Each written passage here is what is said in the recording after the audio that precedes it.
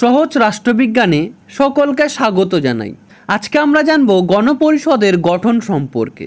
এই ভিডিওটি পুরোপুরি নোট আকারে থাকবে। আশা করি ভিডিওটি পুরোপুরি দেখলে তোমরা উপকার পাবে। তাহলে চলো ভিডিওটি শুরু করা যাক। স্বাধীন ভারতের সংবিধান রচনার জন্য যে সংস্থাটির ওপর গুরুদায়িত্ব অর্পণ করা হয় তার নাম ছিল গণপরিষদ। 1934 সালে গণপরিষদ গঠনের প্রথম স্পষ্ট ও সুনির্দিষ্ট প্রস্তাব দিয়েছিলেন এম.এন. রয় বা মানবেন্দ্রনাথ রায়। গণপরিষদ একই সঙ্গে সংবিধান রচনার জন্য যেমন কাজ করেছিল, তেমনি এটি সেই সময় অস্থায়ী আইনসভা হিসাবেও ভূমিকা পালন করেছিল। ভারতীয় গণপরিষদের গঠন 1946 খ্রিস্টাব্দে ক্যাবিনেট মিশনের প্রস্তাব অনুসারে ভারতবর্ষে গণপরিষদ গঠনের সিদ্ধান্ত নেওয়া হয়। এই মিশনের পরিকল্পনা অনুযায়ী 4টি মূলনীতির ভিত্তিতে গণপরিষদ গঠনের ব্যবস্থা করা হয়। এই 4টি মূলনীতি কি ছিল? 1. ব্রিটিশ শাসিত প্রদেশ ও দেশীয় রাজ্যগুলি তাদের জনসংখ্যার অনুপাতে গণপরিষদে প্রতিনিধি পাঠাবে। প্রতি 10 লক্ষ জনগণের জন্য একজন প্রতিনিধি হবে। 2. গণপরিষদের সকল আসন সাধারণ, মুসলমান ও শিখ এই 3টি সম্প্রদায়ের মধ্যে আনুপাতিক হারে বিভাজিত হবে। 3. প্রাদেশিক আইনসভার প্রতিটি সম্প্রদায়ের সদস্যগণ তাদের নিজেদের প্রতিনিধি নির্বাচন করতে পারবে একক হস্তান্তরযোগ্য সমানুপাতিক ভোটাধিকারের ভিত্তিতে। 4. দেশীয় রাজ্যগুলি 93 জন প্রতিনিধি প্রেরণ করতে পারবে, তবে এই 93 জন প্রতিনিধি তাদের রাজারা মনোনীত করবেন।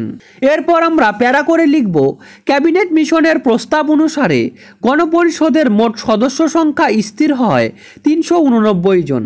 এর মধ্যে ব্রিটিশ শাসিত প্রদেশ থেকে নির্বাচিত হবেন 292 জন সদস্য। এই আসনগুলি সাম্প্রদায়িক ভিত্তিতে বিভক্ত হয়।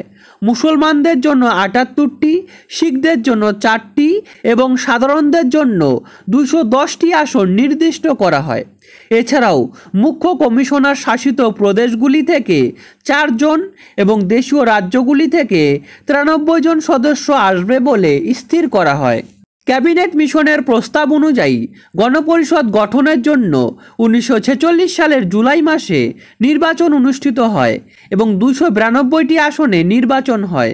এই নির্বাচনে কংগ্রেস 292টি আসনের মধ্যে 208টি আসনে জয়ী হয়ে বিপুল সংখ্যাগরিষ্ঠতা অর্জন করে। মুসলমানদের জন্য যে 78টি আসন সংরক্ষিত ছিল, মুসলিম লীগ তার মধ্যে পায় 73টি আসন। বাকি আসনগুলি অন্যান্য ছোট দলগুলি দখল করে। দলগত বিচারে কংগ্রেস 69% আসন পেয়ে নিরঙ্কুশ প্রাধান্য প্রতিষ্ঠা করে।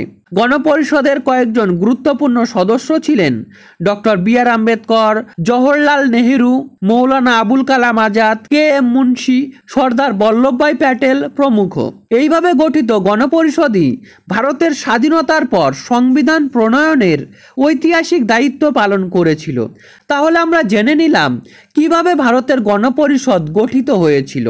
আশা করি ভিডিওটি তোমাদের ভালো লেগেছে। ভিডিওটি ভালো লেগে থাকলে ভিডিওটিতে একটি লাইক দিয়ে চ্যানেলটি সাবস্ক্রাইব করে আমার পাশে থাকতে পারো। আর তোমরা তো জানোই, নলেজ শেয়ার করার মধ্য দিয়েই বৃদ্ধি পায়, তাই চ্যানেলটি অবশ্যই শেয়ার করে দিতে পারো তোমরা। অবশেষে ভিডিওটি শেষ পর্যন্ত দেখার জন্য অশেষ ধন্যবাদ। I really appreciate your time.